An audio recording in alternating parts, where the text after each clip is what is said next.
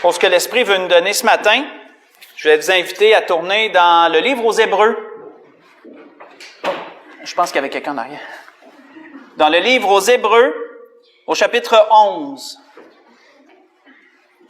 On va lire à partir du verset 17 au verset 19 pour introduire le sujet que l'Esprit veut nous donner ce matin.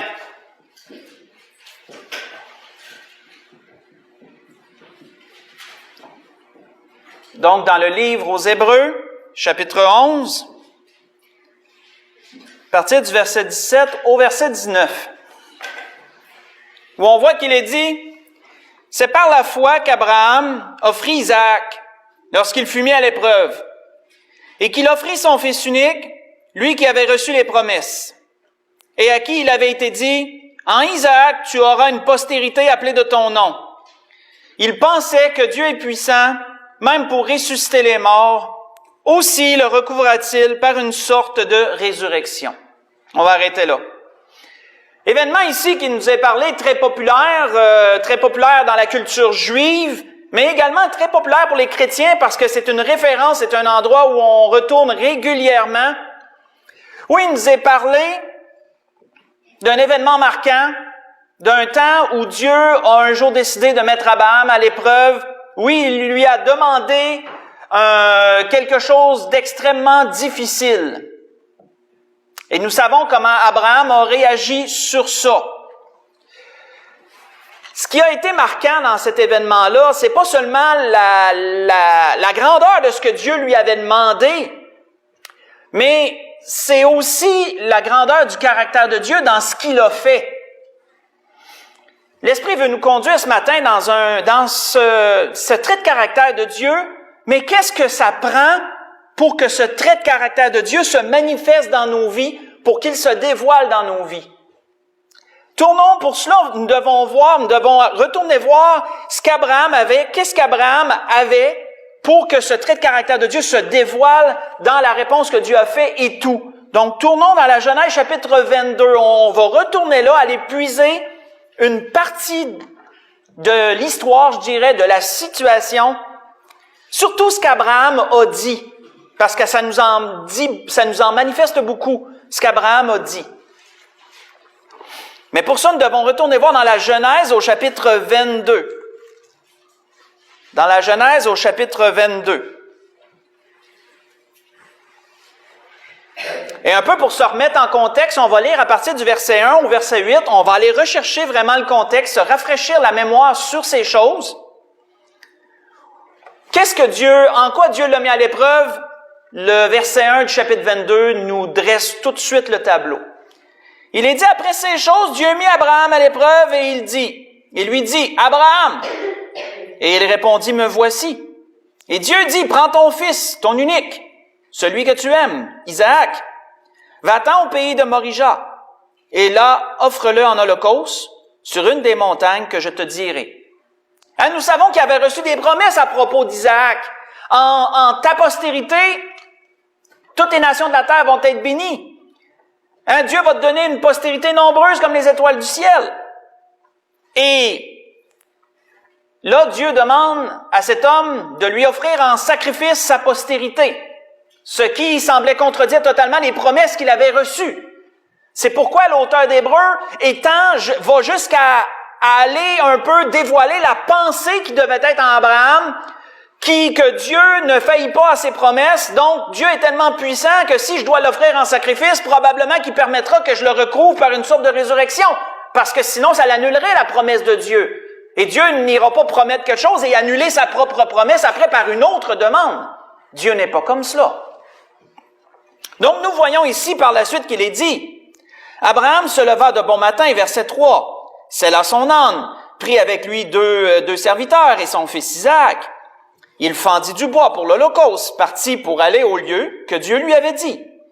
Le troisième jour, levant les yeux, il vit de loin le lieu. Et Abraham dit à ses serviteurs, restez ici avec l'âne. Moi et le jeune homme, nous irons jusque-là pour adorer, et nous reviendrons auprès de vous. C'est souvent souligné ici la foi qu'Abraham avait dans ses promesses de Dieu, puisqu'il a dit « nous reviendrons », il a mis le pluriel, donc, autrement dit, il était exclu Pour Abraham, qu'il revienne seul, c'était totalement exclu. C'est pourquoi le « nous » nous en dit beaucoup sur la pensée d'Abraham ici. On continue. Abraham prit le bois pour l'Holocauste, le chargea sur son fils Isaac et porta dans sa main le feu et le couteau. Et ils marchèrent tous deux ensemble. Alors Isaac parla à Abraham, son père, et dit « Mon père ». Il répondit « Me voici, mon fils ». Isaac reprit et dit « Voici le feu et le bois, mais où est l'agneau pour l'Holocauste ?» Et notons la réponse d'Abraham. Abraham répondit « Mon fils, Dieu se pourvoira lui-même de l'agneau pour l'Holocauste. » Et ils marchèrent ensemble. On va arrêter ici. Dieu se pourvoira lui-même. Que veut dire, frère et sœurs, le mot pourvoir? Le mot pourvoir, selon le dictionnaire, c'est prendre des dispositions pour quelque chose, suppléer à ce qui manque. Donc, autrement dit, si je dis que je vais pourvoir à quelqu'un, si je dis que je vais pourvoir à quelque chose, c'est que je m'engage à suppléer à ce qui manque. Je m'engage à prendre action sur une chose en question, puisque je lui dis que je vais pourvoir. Quand on regarde le mot hébreu mentionné ici qui désigne pourvoir, simplifie un peu encore plus le mot hébreu simplifie encore plus la pensée, et je trouve que ça vient rejoindre la pensée, surtout au Québec, on dit ça parfois dans notre langage. Le mot hébreu ici, c'est ra'a, et ce mot veut dire voir à quelque chose. Donc, vous avez sûrement déjà entendu quelqu'un, vous lui demandez quelque chose, puis il dit « Ouais, je vais voir à ça ».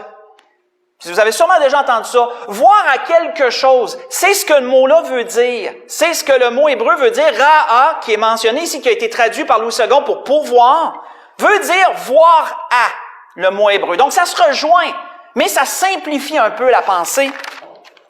Parce qu'autrement dit, ce que Abraham disait à son fils, parce que son fils lui posait une question légitime, il avait déjà offert des sacrifices ensemble, il connaissait la procédure, et il dit à son père, il nous manque une chose, il nous manque l'agneau. Qu'est-ce qu'Abraham disait à son fils? Il dit, Dieu va voir lui-même. Et il va voir à ça. Hein? Dieu va voir lui-même à son holocauste. Voir à quelque chose, frères et sœurs, c'est de s'engager à s'occuper de prendre action. Hein? Quand on dit « je vais voir à ça », c'est qu'on s'engage à prendre action sur la chose en question et à manifester un résultat. Peu importe ce que vous demandez à quelqu'un, s'il vous dit « je vais voir à ça », bien, selon vous, vous dites « OK, il va s'en occuper. Il va voir à ça. » Mais c'est ce qu'Abraham disait ici. Abraham disait « Dieu va voir à ça. » Dieu va s'occuper de cette situation-là, en d'autres mots. Il a laissé ça comme ça, et ils ont continué leur route.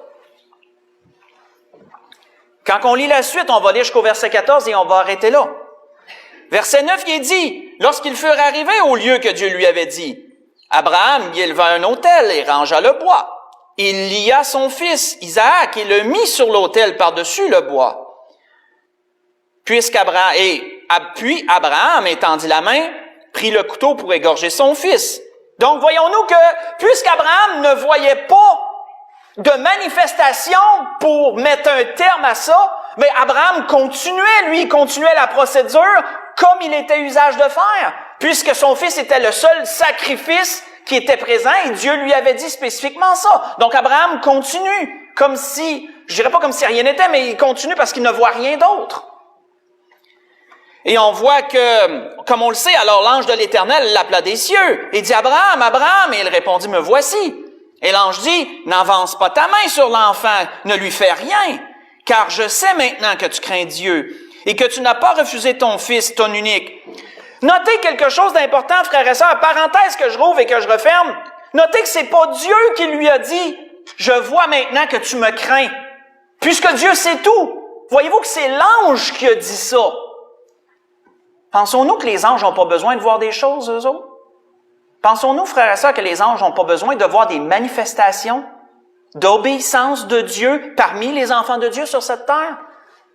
Si nous réaliserions, comme l'apôtre Paul l'avait réalisé, à quel point les anges puisent leur regard dans l'assemblée, ils regardent ce qui se passe et ils regardent les agissements des enfants de Dieu. par rapport à ce qu'ils vivent et tout, je peux vous dire qu'ils puisent beaucoup de compréhension. Parce que les anges ne peuvent pas nous comprendre. Ils ne portent pas leur chair ici-bas, ils naissent pas jusqu'à mourir, ils ne vivent pas tout cela. Seul Jésus a vécu notre vie. Comment les anges peuvent-ils capter des choses à travers de nos agissements? L'ange de l'Éternel a dit, « Je vois maintenant que tu crains Dieu. » Notez que c'est pas Dieu qui a dit ça, puisque Dieu sait toutes choses. Dieu le savait qu'Abraham le craignait. Je referme la parenthèse. Abraham leva les yeux et vit derrière lui un bélier retenu dans un buisson par les cornes. Et Abraham alla prendre le bélier, puisque là, Abraham voyait que le sacrifice, c'était pas son fils, mais c'était celui-là. Donc, son fils est libéré. Abraham va chercher le bélier, et c'est le bélier qui est offert en sacrifice à la place de son fils. Et là, au verset 14, il nous a dit quoi? Il nous a dit, Abraham donna à ce lieu le nom de Yahvé-Jiré. C'est pourquoi l'on dit aujourd'hui, à la montagne de l'Éternel, il sera pourvu. On va arrêter là. Notez le nom qu'Abraham a donné à cette montagne. Yahvé-Jiré. Dans d'autres traductions, dans d'autres traductions, il y a 3 termes qui peuvent être utilisés. C'est dépendant des traductions. Il peut y avoir Jéhovah, Jiré, ou il peut y avoir Adonai, Jiré. C'est ces 3 dons de Dieu qui, dépendant des traductions de Bible, qui peuvent être donnés à ce. Mais ça veut tout dire à peu près la même chose. Qu'est-ce que ça veut dire? Yahvé-Jiré vient de l'hébreu Yahweh-Yéret. Yahweh-Yéret, qui veut dire quoi? Qui veut dire, attendez, je l'ai noté, Dieu y verra. Dieu y verra ou Dieu verra à cela. Les deux traductions sont possibles. Voyez-vous que ça vient rejoindre la pensée qu'Abraham avait dit à son fils, Dieu verra lui-même à l'Holocauste.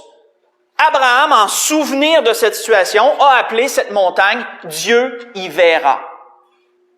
Dieu va voir à cette situation-là, Dieu verra à cela.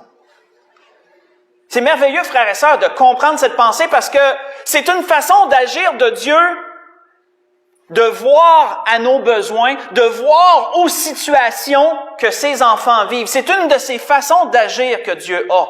Dieu l'a manifesté ici. Abraham a vu la manifestation des œuvres de Dieu en ce sens. Parenthèse, et quand j'étudiais ces choses, l'Esprit m'a fait ouvrir une grande parenthèse.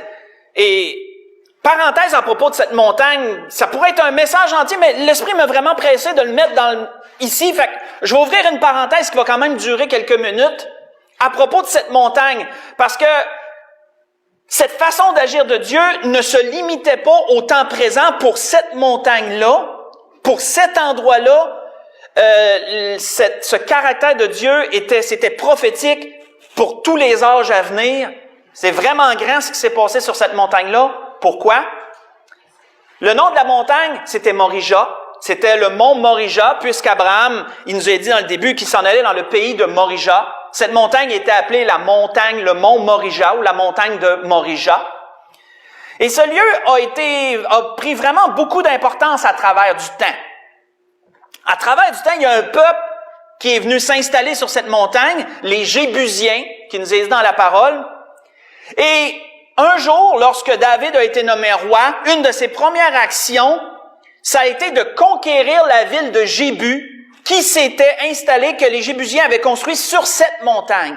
Ils avaient construit sur cette montagne la ville de Jébu, un peu comme à Saint-Georges, à flanc de montagne. Ils avaient construit la ville de Jébu, et les Jébusiens y habitaient, et David, sa première action a été de conquérir cette ville, de s'emparer de cette montagne-là.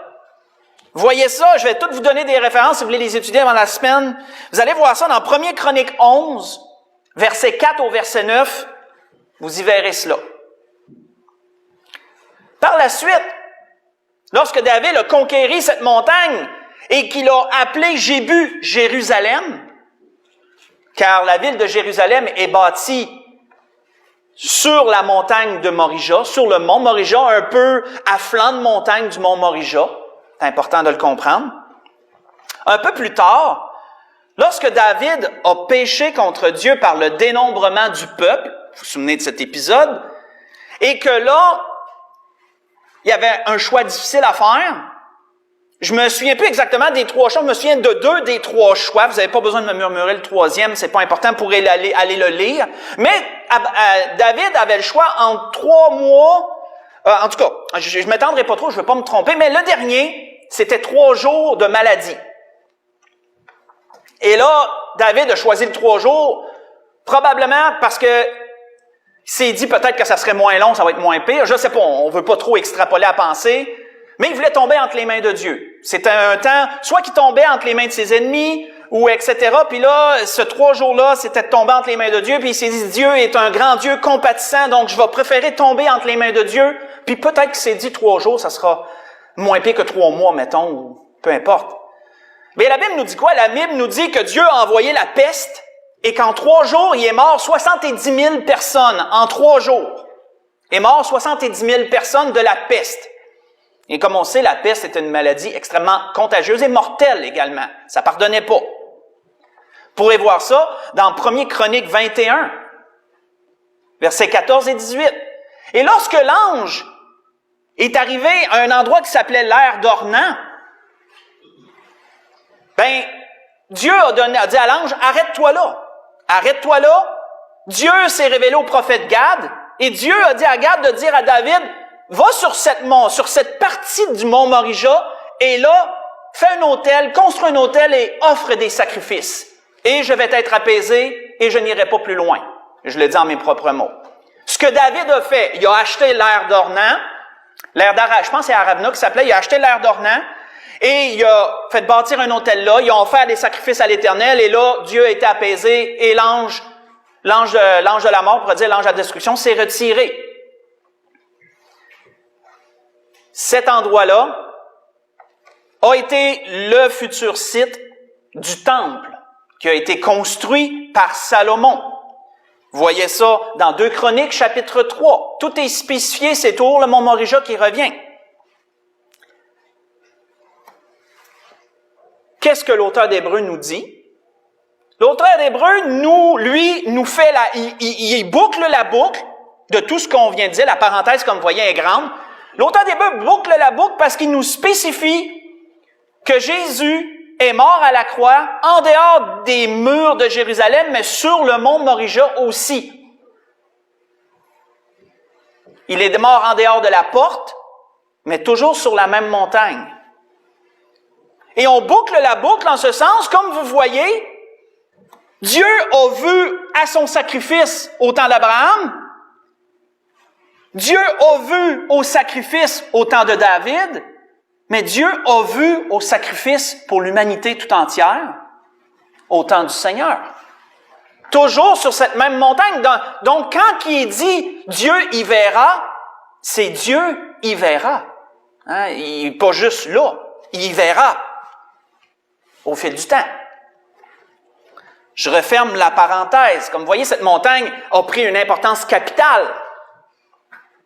Parce que c'est là que le Seigneur est mort. Vous voyez ça dans Hébreux 13, versets 12 et 13. Il nous est mentionné. De sorte que, je l'avais noté, mais belle pensée qu'on doit toujours se rappeler, il est toujours bon de se rappeler, belle pensée qui dit que l'amour de Dieu a été manifesté envers nous, en ce que Dieu a envoyé son Fils unique dans le monde, afin que nous vivions par lui. Et cet amour consiste non point en ce que nous avons aimé Dieu, mais en ce qu'il nous a aimés. Et il a envoyé son Fils comme victime expiatoire pour nos péchés. Vous voyez ça dans 1 Jean, chapitre 4, versets 9 et 10. Si on revient maintenant, je ferme la parenthèse que l'Esprit m'avait vraiment pressé d'inclure dans le message, à propos de la montagne, à propos de ce qui a été dit. On ferme la parenthèse, on revient à notre sujet principal. Ce fait-là de Dieu de voir à ses enfants, de voir aux choses, de pourvoir, s'est manifesté dans les Écritures au fil des âges. Il s'est fait manifester de bien des façons. Et j'ai trouvé ça bien, en faisant mes recherches, je suis tombé sur une citation d'un pasteur de l'époque. Je me souviens plus de quelle époque il est. C'est le pasteur John Calvin, qui lui, quand il a étudié cette situation-là, il a noté quelque chose de grand. Lui, il a noté que quand il est dit que Dieu verra à quelque chose, ce n'est pas seulement qu'il regarde de ses yeux la personne ou la situation, c'est qu'il s'engage à intervenir physiquement, directement dans la situation. Donc, ce n'est pas une question seulement, quand Dieu y verra, c'est pas une question de dire, ben oui, ben je regarde ce qui se passe, puis oui, je suis au courant. Non, non, c'est plus que ça. Si Dieu y verra, c'est que Dieu s'engage à l'action. Ça sera pas seulement la vue qui va être, ça va être l'action qui va être. Le pasteur John Calvin, lui, il trouvait important, il a fait une citation là-dessus, et j'ai trouvé bon de la relever. Parce que ceux qui ont vécu ces situations-là, ceux qui ont vécu l'œuvre de Dieu, la manifestation de Dieu dans ce sens, il y avait toute la même affaire qu'Abraham. Et les endroits où on va aller voir deux autres endroits. Et pourquoi ces endroits-là? Parce que à la fin, on va relever les commentaires et vous allez voir qu'ils avaient toutes, Abraham et ces gens-là avaient toutes la même chose en commun et c'est relevé. C'est pourquoi nous allons voir deux autres endroits où il y a ces citations-là. Allons premièrement, c'est dans Daniel. Les deux autres endroits sont dans Daniel. Allons voir dans Daniel au chapitre 3. Dans Daniel au chapitre 3. Deux autres situations où nous verrons que Dieu a vu à la situation en question. Dans Daniel chapitre 3, on va condenser ici, on va juste lire du verset 16 au verset 18. Je vais vous mettre en contexte qu'une situation qu'on a vue souvent, où, comme nous le savons, à un moment donné, le roi Nabuchodonosor, roi de cette époque, a eu, en anglais, en québécois, on dit un power trip, là, mais c'est pas ça qu'on peut dire. Il y a eu, autrement dit, un désir de se faire une statue d'or et de se faire adorer comme un dieu. Et que là, il a mis un décret, et c'est bien écrit, c'est un décret qui a été mis, que là, ils devaient tous adorer la statue. Pendant un temps de temps, aucun autre Dieu devait être adoré que lui, qui s'était autoproclamé Dieu, avec sa statue qu'il avait érigée. Et comme nous le savons, 3 Juifs, Shadrach, Meshach et Abednego, eux ont dit non. Devant tout le monde, ils ont refusé de se plier à ce décret, et ils ont dit non, nous n'adorerons pas cette statue, puisque ça allait à l'encontre directement avec des commandements de Dieu. Tu n'auras point d'autre Dieu devant ma face. Premier commandement des 10. Et donc, ils ont dit non. Là, qu'est-ce qu'il nous est dit à partir du verset 16? Shadrach, Meshach et Abednego répliquèrent au roi Nabuchodonosor, « Nous n'avons pas besoin de te répondre là-dessus. Voici notre Dieu que nous servons. » Et j'ai bien aimé, en leur lisant, j'ai bien aimé ce que j'avais peut-être remarqué, j'avais déjà remarqué, mais sans doute, vous savez, des fois, ça s'en va en arrière-plan dans notre tête.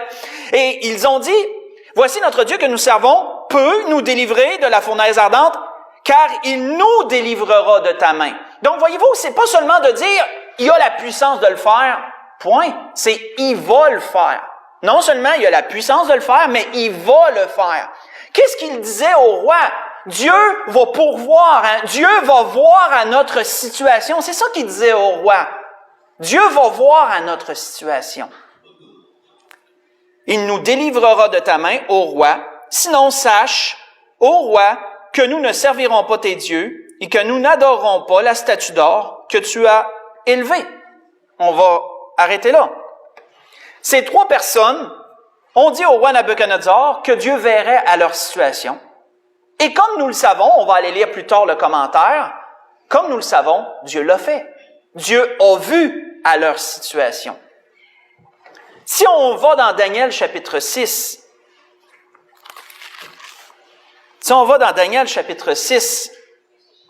versets 10 et 11, je vous mets encore dans le contexte, on change de roi. Roi Darius, roi des Mèdes et des Perses. Darius se fait influencer par ces gens, par ces satrapes, de proclamer un décret. Comme de quoi que pendant tant de jours, aucune autre personne adresserait des prières à leur Dieu qu'à lui. Autrement dit, il devait prier Darius comme s'il était un Dieu. C'est encore un autre décret qui l'auto-proclamait Dieu. Sauf que là, au lieu d'être une statue, c'était au niveau des prières. Tu n'as pas le droit de prier un autre que Darius comme s'il avait la puissance d'exaucer quelque chose. Et là, il proclame ce décret.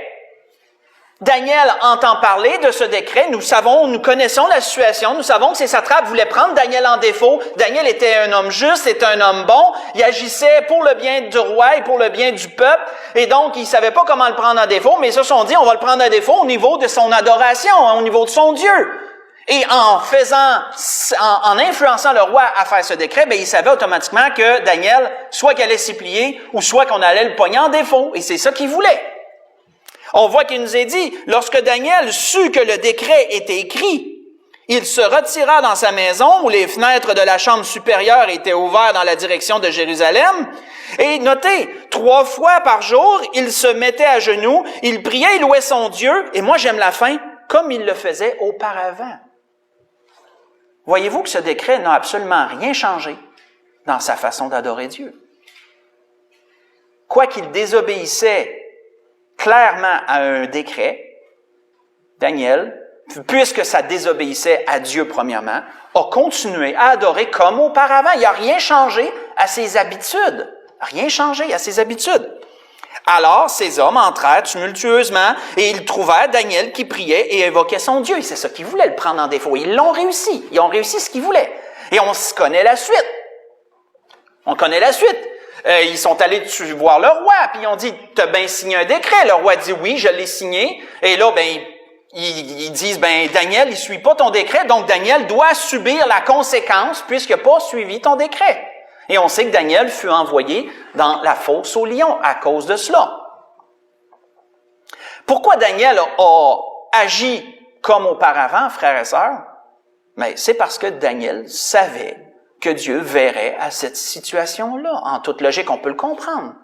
Et c'est pourquoi que Daniel n'a rien changé à ses habitudes. Dieu va voir à cela. Qu'est-ce que lui, et même avant d'aller dans, qu'est-ce que ces 3 hommes-là, qu'on parle d'Abraham ou qu'on parle de Shadrach, Meshach, Abednego ou Daniel, qu'est-ce que ces 3 groupes-là avaient en commun avant d'aller là? Ça rejoint un peu un psaume que j'ai noté, ce que David dit dans un psaume. Qu'est-ce que David dit? David dit, en toi se confiaient nos pères. Tous ces exemples-là, et ceux à venir, en toi se confiaient nos pères, ils se confiaient et tu les délivrais. Donc voyons-nous que ça rejoint un peu ce que ces 3 hommes-là disaient pour la fournaise. Dieu peut et il va. C'est pas seulement de dire, je le vois la situation, je vais faire quelque chose. Donc, ils se confiaient et tu les délivrais. Ils criaient à toi, ils étaient sauvés. Ils se confiaient en toi, ils n'étaient point confus. Vous voyez ça dans le psaume 22, verset 5 et le verset 6. Maintenant, qu'est-ce qu'Abraham, les 3 amis de Daniel et Daniel avaient en commun? Ils avaient tous reçu un même témoignage. Et ça, frères et sœurs, c'est important de le comprendre. Parce que c'est la base. Si on veut voir les manifestations de Dieu dans nos vies, nous devons avoir cette base. Excusez-moi, quelle est cette base? Il a été dit à propos d'Abraham, il a été dit dans la Genèse, pas besoin d'y tourner, dans la Genèse chapitre 15, verset 6, un verset, il nous a été dit quoi à propos d'Abraham? Abraham eut confiance en l'Éternel qui le lui imputa à justice. Il eut confiance en l'Éternel qui le lui imputa à justice. Dans Daniel, au chapitre 4, verset 28, dans Daniel, qu'est-ce qu'il nous est dit? Pas dans Daniel chapitre 4, excusez-moi, dans Daniel chapitre 3. Qu'est-ce qu'il nous est dit? Allons lire, quel a été le constat de Nabuchodonosor lorsqu'il a vu que les 3 amis de Daniel n'ont pas brûlé dans la fournaise, qu'ils sont ressortis vivants du feu de la fournaise ardente? Quel a été son constat? Il a été dit, Nabuchodonosor, verset 28 du chapitre 3 de Daniel, Nabuchodonosor prit la parole et dit, béni soit le Dieu de Shadrach, Meshach et Abednego, lequel a envoyé son ange délivrer ses serviteurs qui ont eu confiance en lui et qui ont violé l'ordre du roi et livré leur corps plutôt que de servir et d'adorer aucun autre Dieu que leur Dieu. Voyez-vous, son constat était le même que le constat d'Abraham. Ils ont eu confiance en Dieu. Dans Daniel chapitre 6, allons-y, verset 23, nous retrouverons encore ce même commentaire de la part de Darius. Lorsque Darius, au grand matin, est allé tout de suite à la fosse, et qu'il n'y avait pas grand espoir, mais il a dit, Daniel, il dit, est-ce que ton Dieu t'a protégé? Et que là, il a entendu Daniel de dire que oui, Dieu m'a protégé, Dieu a fermé la gueule des lions, il a envoyé son ange pour ça. Qu'est-ce qu'il nous est dit au verset 23? Alors le roi fut très joyeux. Il ordonna qu'on fasse sortir Daniel de la fosse, et Daniel fut retiré de la fosse. Et on ne trouva sur lui aucune blessure, parce qu'il avait eu confiance en son Dieu. Voyons-nous, frères et sœurs, que la clé pour que Dieu voie à nos situations et qu'il intervienne, c'est d'avoir confiance en lui. La confiance, frères et sœurs,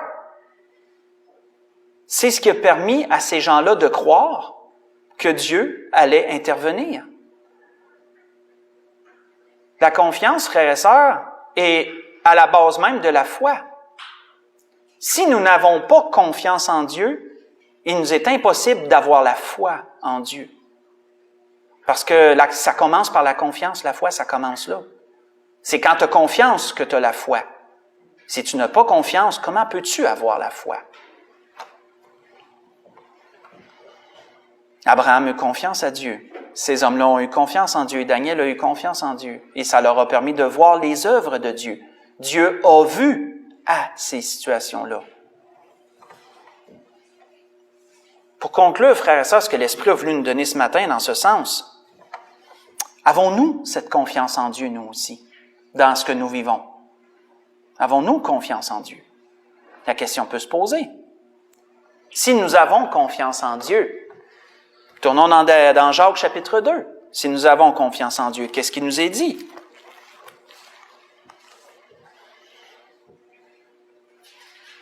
Dans Jacques chapitre 2, verset 20 au verset 24, si nous avons confiance en Dieu, voici notre réponse. Jacques chapitre 2, verset 20 au verset 24. Veux-tu savoir, ô homme vain, que la foi sans les œuvres est inutile? Abraham, notre père, ne fut-il pas justifié par les œuvres lorsqu'il offrit son fils Isaac sur l'autel? Tu vois que la foi agissait avec ses œuvres et que par les œuvres de la foi fut rendue parfaite. Ainsi s'accomplit ce que dit l'Écriture. Abraham crut à Dieu et cela lui fut imputé à justice. Et il fut appelé ami de Dieu. Vous voyez que l'homme est justifié par les œuvres et non par la foi seulement. Si nous disons, frères et sœurs, que nous avons confiance en Dieu et que donc, par biais, nous avons la foi, où sont nos œuvres? Peut-on dire que nous avons confiance en Dieu sans agir, prendre position pour Dieu? Tous ces hommes avaient également cela en commun. Ils ont pris position pour Dieu dans tout ce qu'ils vivaient, chacun. Peu importe ce qu'ils vivaient, peu importe les dangers pour leur personne, ils ont pris position pour Dieu. Parce qu'ils avaient confiance en Dieu, ça s'est manifesté par leurs œuvres. Si nous manquons de confiance en Dieu, parce que peut-être qu'on est assez humble pour dire, oui, moi, je l'avoue, je manque de confiance, quelle est notre option? Il nous est dit, et j'ai trouvé ça beau ce que l'Esprit m'a amené, il nous a dit un témoignage dans l'Ancien Testament. Voici ce qu'il nous est dit à propos de Jonathan, qu'est-ce qu'il a fait? Il nous a dit, alors Jonathan, pendant que David était en fuite, Jonathan, fils de Saül, se leva et il alla vers David dans la forêt et il fortifia sa confiance en Dieu. Qui nous est dit dans 1 Samuel 23, verset 16. Jonathan est allé fortifier la confiance en Dieu de David. Frères et sœurs, si nous manquons de confiance en Dieu, ça va être difficile d'avoir la foi. Mais si nous manquons de confiance en Dieu, ce n'est pas une fin en soi. Il y a un remède. Et le remède est quoi? C'est de fortifier notre confiance en Dieu. De fortifier notre confiance en Dieu par la prière. De fortifier notre confiance en Dieu par la méditation, par la lecture de sa parole, de lire des endroits où on a vu que les gens ont eu confiance en Dieu, puis d'aller puiser dans ces choses, d'aller se ressourcer. Parce que, frères et sœurs, nous vivons des temps où nous sommes mis à l'épreuve, nous vivons des temps où l'ennemi est acharné, où les gens sont découragés de ce qui se passe, et les enfants de Dieu sont déchirés, comme je l'ai dit dernièrement, et les enfants de Dieu doivent prendre des positions qui sont déchirantes et difficiles, soit dans leur famille, soit dans la situation qu'on vit, etc. Et dans toutes ces choses, si nous avons confiance en Dieu, frères et sœurs, sachons que Dieu verra à cela. Dieu va voir à nos situations. Mais il faut avoir confiance pour voir ça. Il faut avoir confiance. Et si nous avons confiance, nous avons la foi. Et si nous avons la foi, nous agissons. Et si nous agissons, la foi est manifeste par nos œuvres. Et sinon, fortifions notre confiance. C'était ce que l'Esprit voulait nous donner ce matin. On peut se lever pour un dernier cantique.